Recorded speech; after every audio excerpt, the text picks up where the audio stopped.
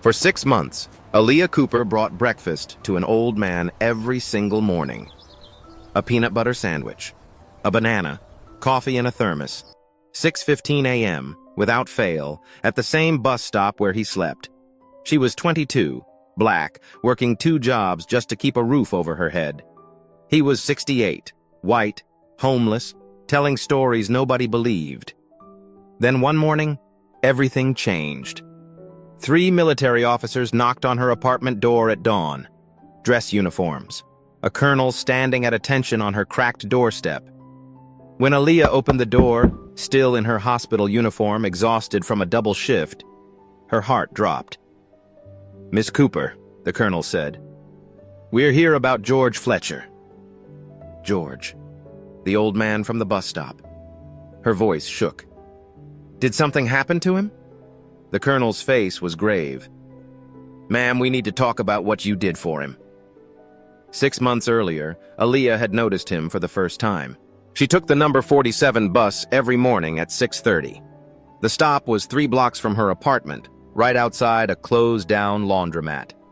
That's where George slept, on a flattened cardboard box, a wool blanket pulled up to his chin, his few belongings stuffed into a trash bag beside him. Most people walked past without looking. Some crossed the street to avoid him. Aaliyah had done the same thing for 2 weeks, telling herself she didn't have enough to help. She barely had enough for herself. But one morning in late March, she'd packed an extra sandwich for lunch and realized she wouldn't have time to eat it. Her shift at the hospital cafeteria ran until 3, then she had to be at the grocery store by 4 to stock shelves until midnight. The sandwich would just go bad in her locker. George was awake when she approached. His eyes were sharp, clearer than she expected. He watched her carefully, like he was used to people either ignoring him or yelling at him to move along. "Excuse me," Aaliyah said, holding out the wrapped sandwich. "I made too much. You want this?" He stared at the sandwich, then at her face. For a long moment, he didn't move. "You need that more than I do," he said quietly. "That's debatable," Aaliyah replied. "But I'm offering." He took it with both hands, like it was something precious. "Thank you, miss." "Aaliyah." "George." He nodded once. "George Fletcher." She almost walked away then. Almost went back to her routine of not seeing him, not getting involved. But something about the way he'd said thank you, with dignity, not desperation, made her pause. "Do you take your coffee black or with sugar?" she asked. His eyebrows lifted. "Black's fine." The next morning, she brought coffee in a thermos, and a banana. The morning after that, another sandwich and an apple. By the end of the first week, it had become a routine she couldn't imagine breaking. 6:15 a.m. every single day. George was always awake, always waiting at the same spot. They'd talk for 5, maybe 10 minutes before her bus came. He'd ask about her classes. She was taking nursing courses at the community college 2 nights a week when she could afford it. She'd ask about his day and he'd tell her stories. Strange stories. "Back in my helicopter days," he'd say, staring past her at nothing, "we flew senators out to places that don't exist on maps." Or, "I worked for a 3-letter agency once. Can't tell you which one, but I can tell you, those folks don't forget faces." Aaliyah figured he was confused, maybe mentally ill, maybe just old and lonely, building himself a past that felt more important than sleeping on cardboard. She didn't correct him. She just listened. Other people weren't so kind. One morning in April, a businessman in an expensive suit walked past and deliberately kicked George's blanket into the gutter. Aaliyah was 10 feet away, about to cross the street. "Hey!" She spun around, her voice sharp. "What's wrong with you?" The businessman didn't even slow down. "He's blocking the sidewalk." "That's somebody's grandfather," Aaliyah shot back. The man kept walking. George sat quietly, pulling his blanket back from the dirty water pooling at the curb. His hands shook, from cold or anger Aaliyah couldn't tell. She helped him wring out the blanket. It smelled like mildew and exhaust fumes. "You didn't have to do that," George said softly. "Yeah, I did." He looked at her for a long time. Then he smiled, a sad, knowing smile. "You've got a fight in you. That's good." He folded the damp blanket across his lap. "You're going to need it." Aaliyah didn't understand what he meant. Not then. She just handed him his coffee, same as always, and waited for the bus. By May, the routine was as automatic as breathing. Wake up at 5, make 2 sandwiches, one for George, one for herself. Pack a banana, pour coffee into the thermos, walk 3 blocks. Sit with George for 10 minutes. Catch the 6:30 bus. It wasn't charity. It didn't feel like charity. It felt like the only thing in her life that made sense. Aaliyah's apartment was a studio on the 4th floor of a building that should have been condemned years ago. 300 square feet. A hot plate instead of a stove. A bathroom where the shower only worked if you kicked the pipes first. Rent was $650 a month, and she was always 2 weeks behind. The eviction notice had been taped to her door in March. She'd talked the landlord into a payment plan, an extra $40 a week until she caught up. She'd been paying it off ever since, which meant every other bill got pushed to the edge. Her kitchen counter told the story. Electric bill, past due. Medical debt from an emergency room visit 2 years ago, in collections. Student loan payment, deferred again. Cell phone, 1 month from disconnection. And in the middle of all that paper, a loaf of bread and a jar of peanut butter. Aaliyah stood at the counter on a Tuesday night in late May, doing the math in her head. She'd gotten paid that morning, $280 from the hospital, another $160 from the grocery store. Subtract rent, subtract the payment plan, subtract bus fare for 2 weeks. $90 left for everything else. She opened the fridge. A carton of eggs with 3 left, half a jug of milk, some wilted lettuce she should have thrown out days ago. That was it. Her stomach had been empty since lunch, but she'd learned to ignore that feeling. She'd eat tomorrow, or the day after. It didn't matter. What mattered was the bread and peanut butter. Enough for another week of sandwiches for George. Maybe 2 weeks if she stretched it. Aaliyah closed the fridge and leaned against it, pressing her forehead to the cold metal door. She could stop. She could keep the sandwiches for herself, save the coffee money, catch up on the electric bill before they shut it off. George would understand. He'd probably tell her to stop anyway if he knew how tight things were, but the thought of walking past that bus stop, seeing him there, not stopping, she couldn't do it.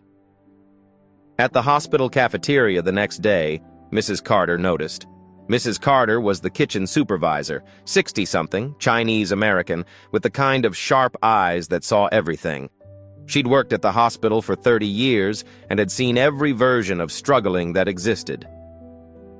"Are you eating today?" Mrs. Carter asked, watching Aaliyah wipe down tables during the lunch rush. "I ate breakfast," Aaliyah lied. "Uh-huh." Mrs. Carter crossed her arms. "Are you feeding that homeless man again?" Aaliyah's shoulders stiffened. "His name is George." "I know his name, honey. I'm asking if you're feeding him instead of yourself." "I'm fine." Mrs. Carter sighed. She disappeared into the kitchen and came back 5 minutes later with a container of leftover pasta and a bread roll. She pressed it into Aaliyah's hands. "You eat this. Now. I don't want to see you passing out on my shift." Her voice softened. "He's a person. I get it. But you know what else?" "What?" "You're a person, too." Aaliyah stared at the container. Her throat felt tight. "Thank you." "Don't thank me. Just eat." That night, lying on her mattress on the floor, she'd sold the bed frame 2 months ago to make rent. Aaliyah stared at the ceiling and did the math again. If she skipped her Thursday class, she could pick up an extra shift at the grocery store. Another $40. If she walked to work instead of taking the bus 3 days a week, she'd save $12. If she asked the landlord for one more week. Her phone buzzed. A text from the electric company. Final notice. Service will be disconnected in 7 days without payment of $127. Aaliyah closed her eyes. One more week of bringing George breakfast. That's all she'd commit to. One more week, and then she'd have to stop. She'd explain it to him. He'd understand. She had to take care of herself first. That's what anyone would say. That's what made sense. But when Friday morning came, Aaliyah still made 2 sandwiches, still poured coffee into the thermos, still walked 3 blocks to the bus stop. George was waiting, same as always, and when he split his sandwich in half and handed part of it back to her, "Fair is fair," he said simply. Aaliyah had to turn away so he wouldn't see her crying. George wasn't at the bus stop on Monday morning. Aaliyah stood there with the sandwich and thermos, scanning the empty sidewalk. His cardboard was gone. His trash bag of belongings, gone. Even the damp spot where he usually slept had dried up, leaving no trace he'd ever been there. She waited until her bus came and went. Waited through the next one. By the time she finally climbed aboard the 3rd bus, she was going to be late for her shift, and her chest felt hollow. She told herself he'd just moved to a different spot. People did that. Maybe someone had hassled him. Maybe the police had cleared the block. It didn't mean anything bad had happened, but she checked the spot again that evening after work. Still nothing. Tuesday morning, empty. Wednesday, empty. By Thursday, Aaliyah couldn't ignore the knot in her stomach anymore. She stopped by the Mercy Street shelter on her way home from the grocery store, even though it was 10 blocks out of her way and her feet were killing her. The woman at the intake desk barely looked up. "Name?" "I'm looking for someone. George Fletcher. Older white man, late 60s, usually sleeps near the bus stop on Clayton. We don't track people who don't check in here." "Can you just look?" Aaliyah pressed. "Please?" The woman sighed and typed something into her computer. Waited, shook her head. "No one by that name in our system." "What about the hospitals? Is there a way to check?" "You family?" Aaliyah hesitated. "I'm a friend." "Then no. Privacy laws." The woman's tone softened just slightly. "Look, honey, people move around. He probably found another spot. They always do." Aaliyah called 3 hospitals that night. None of them would tell her anything without a family connection or a patient ID number she didn't have. On the 7th day, she went back to the bus stop with a paper bag and a note inside. "Hope you're okay. A." She left it where George usually slept and tried not to think about what it meant that she was leaving food for a ghost. That afternoon, he was there. Aaliyah almost missed her stop on the bus home because she wasn't expecting to see him. But there he was, sitting on the same flattened cardboard, his trash bag beside him. Thinner than before. His face is more drawn. She got off at the next stop and ran back. "George!" He looked up, and for a second, she thought he didn't recognize her. Then his face softened. "Miss Aaliyah." She crouched down beside him, breathing hard. "Where were you?" "I checked shelters, I called hospitals." "Had a spell." His voice was raspier than usual. "I'm all right now." "You don't look all right." "I'm upright. That counts for something." He tried to smile, but it didn't reach his eyes. That's when she noticed his hand. A fresh scar across the back of it, still pink and healing. It looked surgical, too clean to be from a fall or a fight. "What happened to your hand?" George pulled his sleeve down quickly. "Nothing. Old wound acting up." "George!" "I'm fine." His tone left no room for argument. They sat in silence for a moment. Then George reached into his jacket pocket and pulled out a sealed envelope. White, slightly crumpled, with an address written in shaky handwriting on the front. He held it out to her. "If something happens to me," he said quietly, "I need you to mail this." Aaliyah stared at the envelope. "What do you mean if something happens?" "Just promise me. You're not going anywhere." "Aaliyah." His voice was firm, serious. "Promise me." She took the envelope. It was heavier than she expected. "I promise." George nodded slowly, like a weight had lifted. Good girl. She wanted to ask what was inside, wanted to ask why he'd been gone, where he'd been, what that scar really meant. But her bus was coming, and George had already closed his eyes, leaning back against the brick wall like the conversation had exhausted him. Aaliyah slipped the envelope into her bag and caught the bus. She didn't open it. Not yet. 2 weeks later, George collapsed. Aaliyah was handing him the thermos of coffee when his hand started shaking. Not the usual tremor from cold or age. This was different. Violent. The thermos slipped from his fingers and clattered onto the sidewalk, coffee spilling across the concrete. "George?" He tried to say something, but his words came out slurred. His eyes rolled back, and then his whole body folded, knees buckling, shoulders crumpling forward. Aaliyah caught him before his head hit the pavement. "Somebody call 911!" she screamed. A woman across the street pulled out her phone. A man in jogging gear stopped, hesitated, then kept running. 2 people getting off the bus just stared. Aaliyah lowered George onto his side, her hands shaking. His breathing was shallow, erratic. His lips were turning pale. "Stay with me," she whispered. "Come on, George, stay with me." The ambulance arrived 7 minutes later, felt like 7 hours. Aaliyah climbed into the back without asking permission. One of the paramedics tried to stop her. "Are you family?" But she was already inside, gripping George's hand as they loaded him onto the gurney. "I'm all he's got," she said. The paramedic didn't argue. At the hospital, everything moved too fast and too slow at the same time. They wheeled George through double doors into the emergency room. A nurse took Aaliyah's arm and guided her to a waiting area. Green chairs bolted to the floor, fluorescent lights buzzing overhead, a TV on mute showing the morning news. She sat down, realized she was still holding the empty thermos. Her shift at the cafeteria had started 20 minutes ago. She pulled out her phone and texted Mrs. Carter. "Emergency. Can't make it today. I'm sorry." Mrs. Carter replied immediately. "You okay?" George collapsed. "I'm at the hospital." "Which one?" "St. Vincent's. I'll cover your shift. Keep me posted." Aaliyah closed her eyes and tried not to cry. An hour passed, then another. Finally, a nurse called her name. "Aaliyah Cooper?" She jumped up.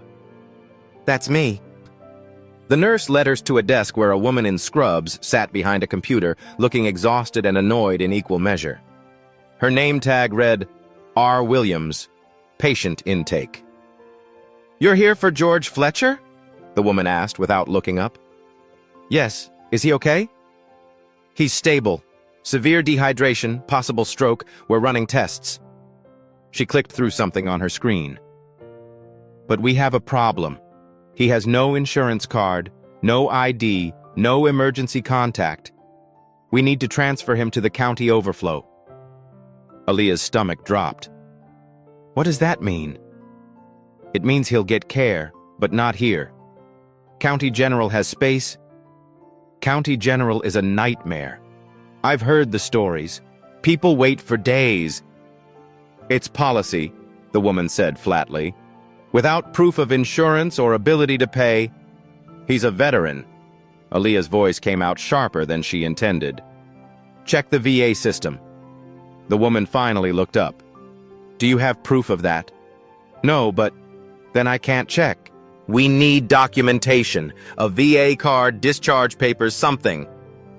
Aaliyah's mind raced. She thought about the envelope George had given her, still sitting in her bag at home. Thought about the stories he'd told. The helicopters, the 3-letter agencies, the senators. She'd always assumed he was confused. But what if he wasn't? "I'm his niece," Aaliyah said. The woman's eyebrows rose. "His niece?" "Yes." "And you don't have any of his paperwork?" "He's been living on the street. He doesn't keep paperwork in his pocket." Aaliyah leaned forward. But I know he served. I know he has benefits. Just run the check, please. The woman stared at her for a long moment, clearly skeptical. Then someone behind them, a doctor in a white coat, South Asian, maybe mid-40s, spoke up. Run it, Rachel. The intake woman turned. Dr. Patel, just run it, as a courtesy. Dr. Patel looked at Aaliyah. If there's a match, we keep him. If not, county. Fair? Aaliyah nodded quickly. Fair. Rachel sighed and started typing. The wait felt endless, 30 seconds that stretched into infinity. Then the computer beeped. Rachel's expression changed. She leaned closer to the screen, reading something. Her jaw tightened. What? Dr. Patel asked. There's a match. George Allen Fletcher, born 1957, honorable discharge 2001. She scrolled down. Service record is heavily redacted. Almost everything's blacked out. Dr. Patel moved behind the desk to look. What does that mean? It means his service was classified, Rachel said quietly. She looked at Aaliyah differently now, less annoyed, more confused. What exactly did your uncle do in the military? Aaliyah's throat felt dry. I don't know. He didn't talk about it much. That was true, in a way. He'd talked about it constantly. She just hadn't believed him. Dr. Patel straightened up. Transfer him to Ward C. I'll handle the VA billing authorization myself. Are you sure? Rachel asked. If the VA disputes, they won't. Not with a record like this. He looked at Aaliyah. You can see him in about an hour. He's going to need someone checking in on him. I will, Aaliyah said. Every day. She sat in the waiting room until they let her into his room. George was awake, barely. An IV drip fed into his arm. Monitors beeped softly beside the bed. He looked smaller than before, swallowed up by white sheets and hospital machinery. Hey, she said softly, pulling a chair close. His eyes opened, focused on her face. He tried to smile. You didn't have to, he whispered. Yeah, I did. He reached for her hand, the one without the IV. His grip was weak but steady. You've got that fight, he murmured. Good. She stayed until visiting hours ended. Stayed through the shift she was supposed to work at the grocery store. Stayed until a nurse gently told her she had to leave, that George needed rest, that she could come back in the morning. Walking out through the hospital lobby, Aaliyah passed the cafeteria where she worked. Mrs. Carter was still there, wiping down tables at the end of her shift. Their eyes met through the glass doors. Mrs. Carter just nodded. Aaliyah nodded back. On the bus ride home, she stared out the window and thought about the look on Rachel's face when she'd seen George's file, thought about all those redacted lines, all that classified history. She thought about the envelope. And for the first time, she wondered if George's stories hadn't been stories at all. George was transferred to a VA long-term care facility 3 weeks later. It was across town, 2 buses and a 15-minute walk from Aaliyah's apartment. She couldn't visit as often as she wanted, but she went when she could, twice a week, sometimes 3 times if her schedule allowed. The facility was nicer than she expected. Clean rooms, staff who actually seemed to care. George had his own bed, his own window. He was eating regular meals, taking medication, sleeping under real blankets. He looked better, stronger. His mind seemed clearer too. On one visit in early July, he was sitting up in bed when she arrived, a notebook open on his lap. He was writing something, slow, careful handwriting that filled page after page. What's that? Aaliyah asked, setting down the small bag she'd brought. Cookies from the hospital cafeteria. Mrs. Carter had sent them. George looked up. My memory's going, he said simply. Wrote down things that matter, things that are true. He closed the notebook and held it out to her.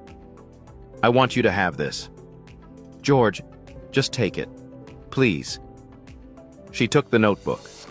It was small, pocket-sized, with a worn leather cover. She flipped through the pages, names, dates, places, strings of numbers she didn't understand. Some entries were clear. Others were hurried, almost frantic. "What is all this?" "If anyone ever asks," George said, "you'll know what's true." Aaliyah didn't understand, but she slipped the notebook into her bag next to the envelope he'd given her weeks ago. Two pieces of a puzzle she couldn't see yet. Her life was getting slightly better. The hospital had given her a small raise, 20 cents an hour, but it was something. She'd finally caught up on rent. The electric company had agreed to a payment plan. She could breathe a little easier. And she'd used part of her first full paycheck to buy George something. She pulled it out of the bag, a thick, warm blanket. Navy blue, soft fleece. George stared at it, then at her, his eyes filled with tears. "No one's done this much for me in 20 years, he whispered. Aaliyah draped the blanket over his legs. Well, somebody should have. He reached for her hand and held it for a long time, not saying anything. Some things didn't need words. George died on a Tuesday in late August. The facility is called Aaliyah at 6 in the morning. She was getting ready for her shift, standing in her tiny kitchen making coffee, when her phone rang. "Miss Cooper, this is Pine Valley VA Care. I'm calling about George Fletcher." Her hand froze on the coffee pot. "He passed peacefully in his sleep last night. Heart failure. I'm very sorry for your loss." The words didn't make sense at first. Aaliyah heard them, but they floated somewhere outside her body, not connecting to anything real. "Miss Cooper, are you there?" "Yes." Her voice sounded strange, distant. "I'm here. We'll need you to come in to handle his personal effects. There's not much, the blanket you brought him, the notebook, a few clothes, and we'll need to discuss arrangements." "Arrangements?" "For his remains. If there's no family..." "I'll be there in an hour." She hung up, stood in her kitchen, staring at nothing. The coffee pot was still in her hand. George was gone. The man she'd brought breakfast to every morning for 6 months. The man who'd told impossible stories and split his sandwich with her when she was hungry. The man who'd looked at her like she mattered. Like what she did mattered. Gone. Aaliyah set the coffee pot down carefully and sat on the floor. She didn't cry. She couldn't. The grief was too big, too heavy. It sat in her chest like a stone. She called in sick to work, took the bus across town to the facility. They gave her a plastic bag with George's belongings, the blue blanket folded neatly, 3 shirts, a pair of worn shoes, the notebook, and at the bottom a small envelope addressed to her in George's handwriting. She opened it right there in the hallway. Inside was a single photograph. George, decades younger, maybe in his 40s, standing in a military dress uniform. 3 rows of medals across his chest. On either side of him, 2 men in expensive suits. She recognized one of them, a senator who'd been in the news recently, now retired. The other man she didn't know, but he had that look. Power, authority. She flipped the photograph over. 3 words written on the back in George's shaky handwriting. "Remember the girl." Aaliyah's hands trembled. She went home, sat on her mattress on the floor, pulled out the other envelope, the sealed one George had given her months ago, the one she'd promised to mail if something happened to him. She opened it. Inside was a letter, handwritten on lined paper, and another copy of the photograph. The letter read, "To whoever reads this, probably General Victoria Ashford, if the address still works. If you're reading this, I'm gone. I don't have much to leave behind. No family, no money, nothing that matters to the world. But I want you to know about someone who mattered to me. Her name is Aaliyah Cooper. For 6 months, she brought me breakfast every single morning. Not because she had to, not because anyone was watching. She did it because she saw me when everyone else looked away. I was a ghost. The system forgot me 20 years ago, and I was fine with that. But she didn't forget. She didn't let me disappear. This country took everything I gave and then lost me in the paperwork. But this girl, this struggling, broke, beautiful girl, she gave me dignity when I had nothing. She deserves better than what this country gave me. Remember her like she remembered me.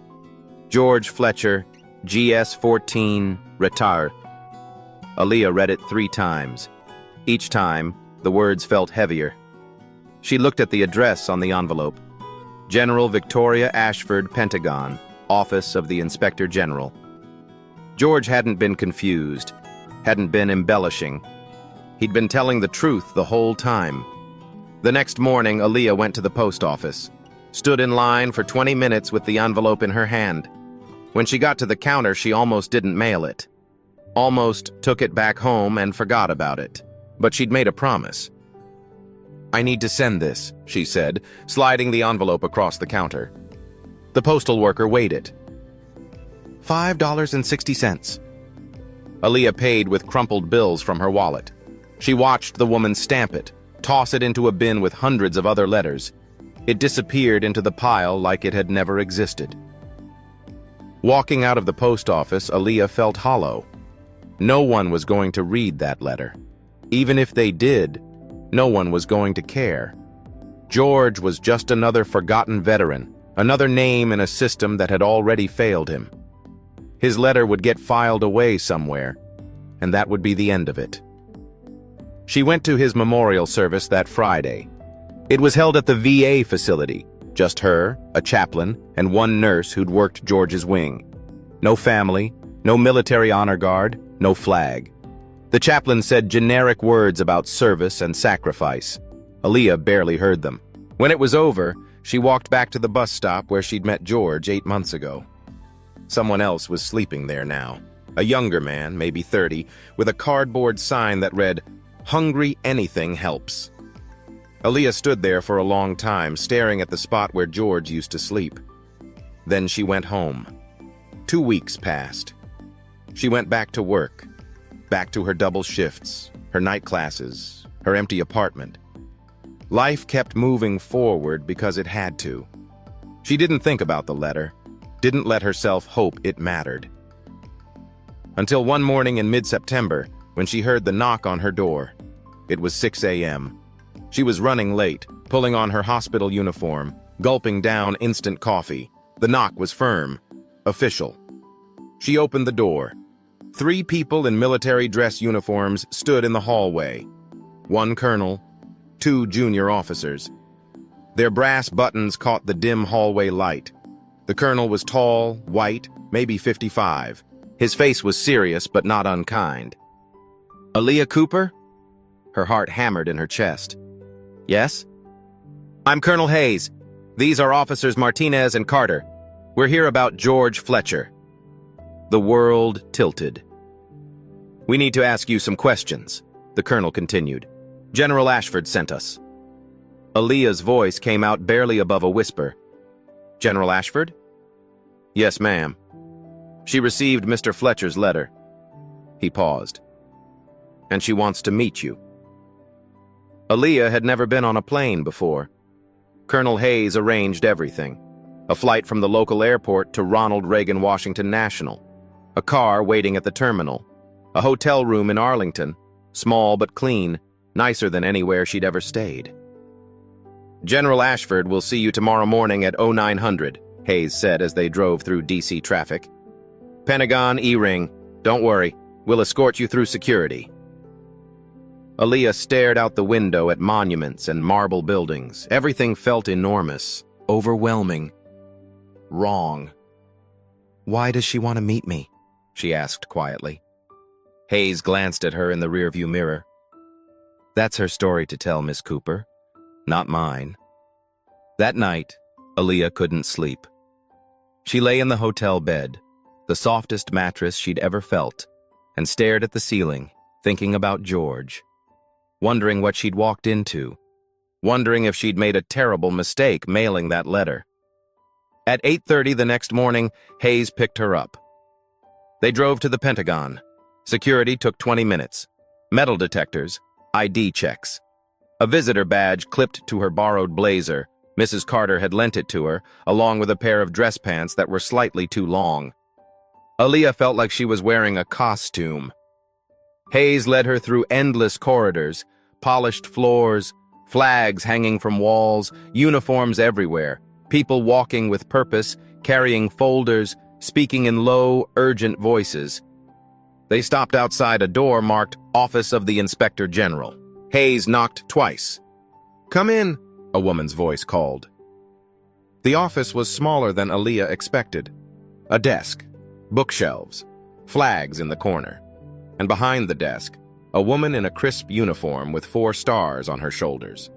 General Victoria Ashford was in her early 60s, silver hair pulled back, sharp eyes that measured Aaliyah in a single glance. She stood when they entered. "Miss Cooper." Ashford came around the desk and extended her hand. "Thank you for coming." Aaliyah shook it. The general's grip was firm, but not crushing. "Please, sit." Aaliyah sat. Hayes remained standing by the door. Ashford returned to her chair and opened a file on her desk. Aaliyah could see George's name on the tab. "I received Mr. Fletcher's letter 3 weeks ago," Ashford began. "It was the first concrete proof we'd had in 15 years that he was alive." She paused. "And then proof that he'd died." Aaliyah's throat tightened. "I didn't know what else to do with it."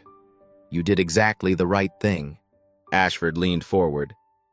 "George Fletcher was one of the finest intelligence officers this country ever produced.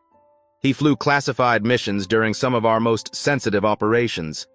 Desert Storm, Kosovo. Missions that still don't exist on paper." She tapped the file. "When he retired in 2001, he should have had full benefits, full support. Instead, he fell through the cracks." "How?" Aaliyah asked. "PTSD, a bureaucratic error that lost his file for 2 years. By the time we found it, he'd already disappeared. The VA declared him missing. No one followed up." Ashford's voice hardened. "We failed him." "He told me stories," Aaliyah said quietly, "about helicopters and senators and missions. I thought he was confused." "He wasn't." Ashford pulled out the photograph, the one from George's letter. "This was taken in 1998. That's Senator Kirkland on the left, Deputy Director Monroe on the right. George had just extracted them from a collapsing situation in the Balkans. Saved their lives."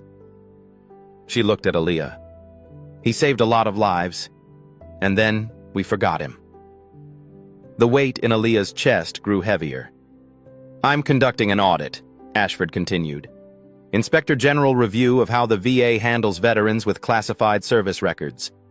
George's case is the worst I've found, but it's not the only one. There are others, dozens, maybe hundreds, lost in the system." "Why are you telling me this?" Ashford closed the file. "Because George's letter wasn't about him. It was about you." She met Aaliyah's eyes. "He wanted me to remember what you did, and I want to honor that. I just brought him breakfast." "Exactly." Ashford's voice softened. "You saw a person everyone else had erased. You gave him dignity when the system gave him nothing. That matters, Miss Cooper. That matters more than you know." Aaliyah didn't know what to say. "I want to make this right," Ashford said. "Establish a memorial fund in George's name, reform the VA's tracking systems for classified veterans, and I want you to testify before the Senate Armed Services Committee about what happened." Aaliyah's stomach dropped. "Testify? Tell them what you told me, what George meant, what it looks like when the system fails." Ashford leaned back. "I can push policy changes from inside, but your voice, someone who actually lived this, that's what makes people listen." "I'm nobody," Aaliyah whispered. "Why would they listen to me?" Ashford's expression changed, became something fierce and certain. "Rank measures authority," she said quietly. "Character measures worth." She let that sit for a moment. "They'll listen," Ashford continued, "because you're the one person in this whole story who did the right thing. Not for recognition, not for reward, just because it needed doing." She stood. "Will you do it?" Aaliyah thought about George, about his handwriting on that letter. "Remember the girl?" She took a shaky breath. "Yes." They had 3 weeks to prepare. General Ashford's team descended on Aaliyah like a well-oiled machine. Attorneys, communications specialists, policy advisors. They set her up in a small office at the Pentagon Annex and walked her through what a congressional hearing actually meant. "You'll sit at the witness table," one attorney explained, showing her photographs of the committee room. "Senators will ask questions. Some will be supportive, others will challenge you. Stay calm, stick to your story." "My story," Aaliyah repeated. "What you did for George Fletcher, how the system failed him, why does it matters?" But as the days went on, Aaliyah realized they didn't want her whole story. They wanted a version of it. "We should probably downplay the poverty angle," the communications director said during one prep session. She was young, white, wearing a blazer that probably cost more than Aaliyah's rent. "Focus on patriotism, service. Keep it positive." "Poverty isn't positive?" Aaliyah asked. "It's just, it can be polarizing. Some senators might see it as political." "It's not political. It's true." The woman smiled tightly. "We're just trying to keep the message clean." Aaliyah looked at General Ashford, who'd been silent in the corner of the room. "What do you think?" Aaliyah asked her directly. Ashford set down her coffee. "I think if we erase who you are, we erase why George's letter mattered." She looked at her team. "She speaks her truth. Or this is just theater." The communications director opened her mouth to argue, then thought better of it. "Yes, ma'am." The hearing was scheduled for October 12th. Aaliyah flew back to D.C. the night before. Couldn't sleep. Spent hours staring at her testimony, reading it over and over until the words stopped making sense. Mrs. Carter had called her that afternoon. "Are you nervous?" "Terrified." "Good. Means you care." Mrs. Carter's voice was warm. "Just tell them what happened. They can't argue with the truth." "They're senators. They can argue with anything." "Then let them. You'll still be right." The morning of the hearing, Aaliyah put on the suit Ashford's team had bought for her. Navy blue, professional. It fit perfectly, but it didn't feel like hers. She stared at herself in the hotel mirror and barely recognized the person looking back. Colonel Hayes drove her to Capitol Hill. They entered through a side entrance, avoiding the reporters already gathering outside. The Senate Armed Services Committee room was bigger than she'd imagined. Tiered seating rising up like a courtroom. Cameras in the back. Press filling the benches. Senators trickling in, talking amongst themselves, ignoring her. Aaliyah sat at the witness table. Her hands were shaking. She pressed them flat against the wood. General Ashford testified first. "Mr. Chairman, members of the committee," Ashford began, her voice carrying through the room. "George Allen Fletcher served this nation with distinction for 23 years. He flew combat missions in Desert Storm, evacuated diplomats under fire in Kosovo, transported high-value assets through hostile territory in operations that remain classified to this day." She paused, letting that sink in. "And when he retired, we lost him. Not in combat, not overseas. We lost him in paperwork, in bureaucratic errors, in a system that failed to track veterans whose service was too classified to fit neatly into our databases." Ashford opened George's file. "By the time we realized he was missing, George Fletcher was living on the street, sleeping at a bus stop, forgotten by the country he'd served." One senator leaned forward, Senator Patricia Drummond, a Democrat from Massachusetts, known for veteran advocacy. "General, how many cases like this exist?" "We've identified 47 so far, Senator. We believe there are more." Murmurs rippled through the room. Then it was Aaliyah's turn. She walked to the witness table on legs that felt like water, sat down. A microphone was adjusted in front of her. Every eye in the room was on her. Senator Drummond spoke first. "Miss Cooper, thank you for being here. I understand you knew George Fletcher personally." "Yes, ma'am." "Can you tell us about that relationship?" Aaliyah's throat was dry. She looked down at her written testimony, then pushed it aside. She didn't need it. "I met George in March," she began. "He slept at the bus stop I used every morning. I started bringing him breakfast. A sandwich, coffee, nothing fancy." Her voice steadied as she spoke. "I didn't know he was a veteran. He told me stories about flying helicopters, about missions, but I thought he was confused, maybe sick. I didn't believe him." She paused.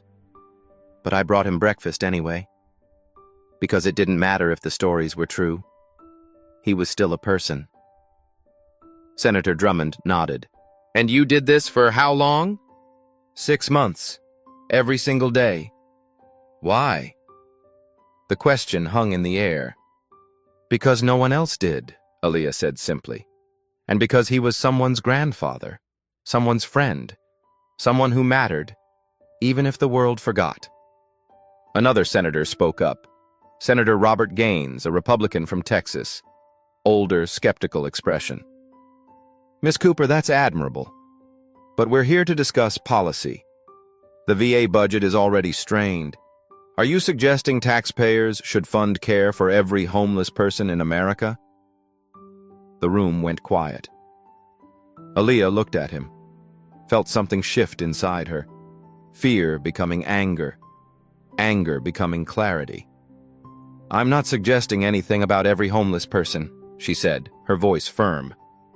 "I'm talking about George Fletcher specifically, a man who flew senators to safety, who risked his life for this country.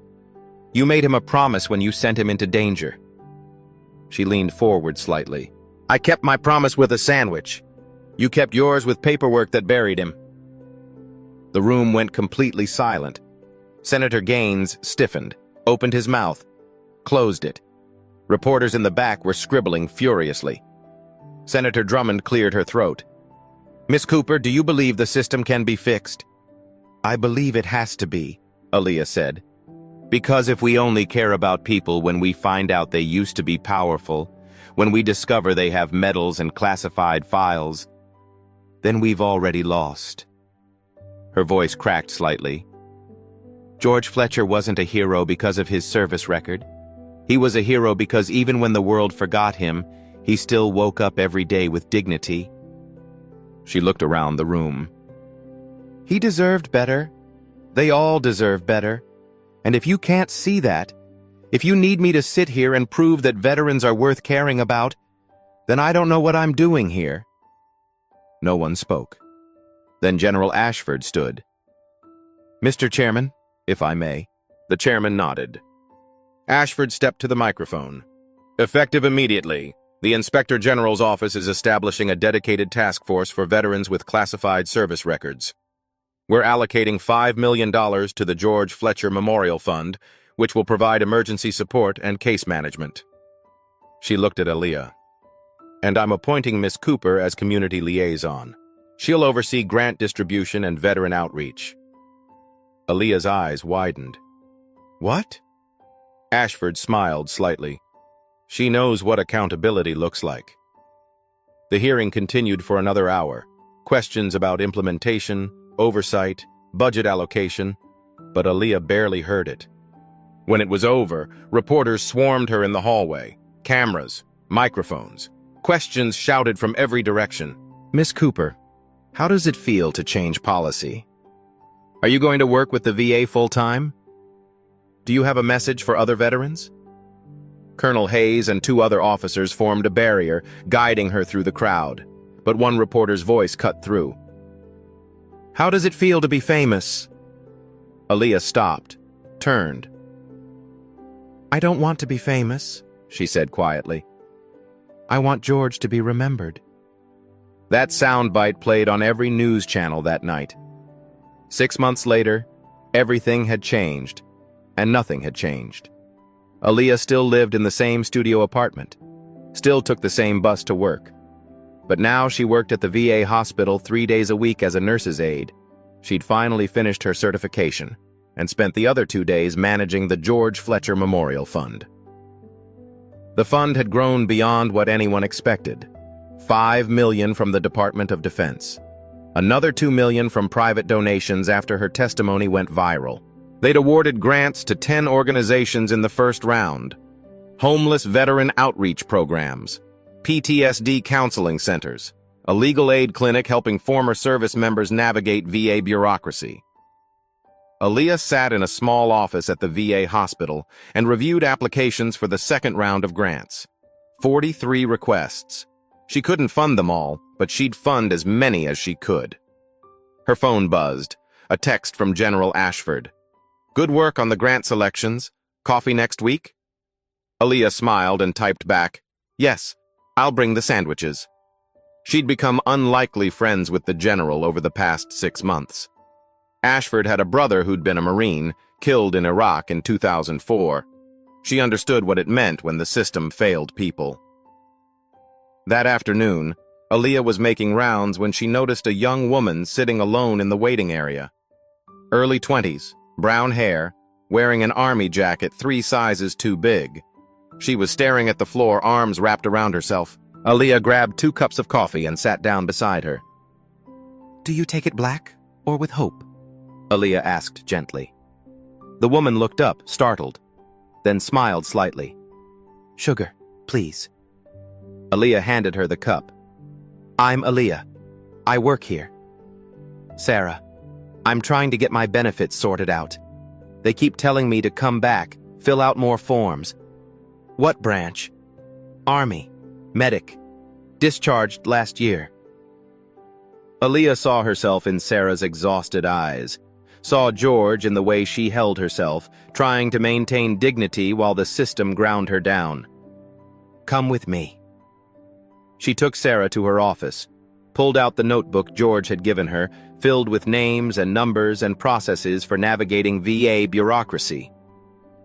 "We're going to fix this," Aaliyah said. "Right now." Sarah's eyes filled with tears. "Why are you helping me?" Aaliyah thought about George, about that first morning at the bus stop. "Because somebody taught me, small things aren't small."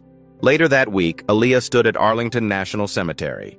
George had been reburied here with full military honors. His headstone read, "George Allen Fletcher, Intelligence Officer, U.S. Army, 1957 to 2025. She knelt and placed a peanut butter sandwich on the stone, wrapped in wax paper, same as always. "I kept my promise," she whispered. The autumn wind moved through the trees. She stayed for a long time, remembering. 1 year after George's death, the George Fletcher Memorial Fund had served over 2,000 veterans. Aaliyah continued working as a VA nurse and fund director. She'd moved to a better apartment, nothing fancy, just a place with heat that worked and a kitchen with a real stove. She was saving money for the first time in her life. But every morning, she still woke up at 5:30, still made her coffee the same way, still took the same bus route, even though she didn't have to anymore. One Tuesday morning, she stood at that same bus stop, the place where she'd first met George. A young girl stood beside her, maybe 16, part of a mentorship program Aaliyah had started through the fund. Aaliyah handed the girl a brown paper bag. "For later." The girl peeked inside.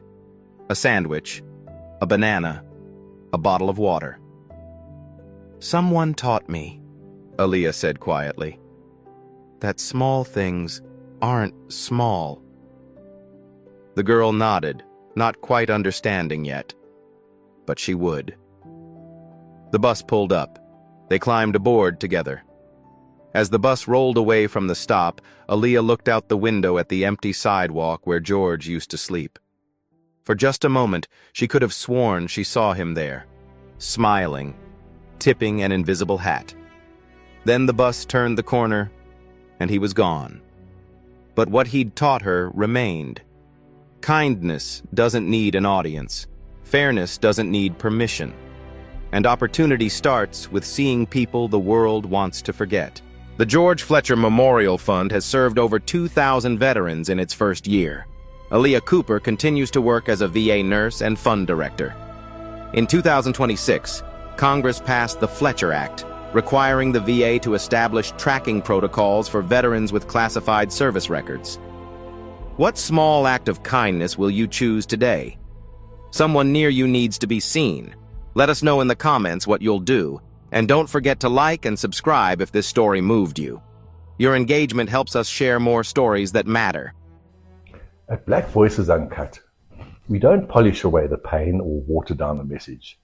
We tell it like it is because the truth deserves nothing less.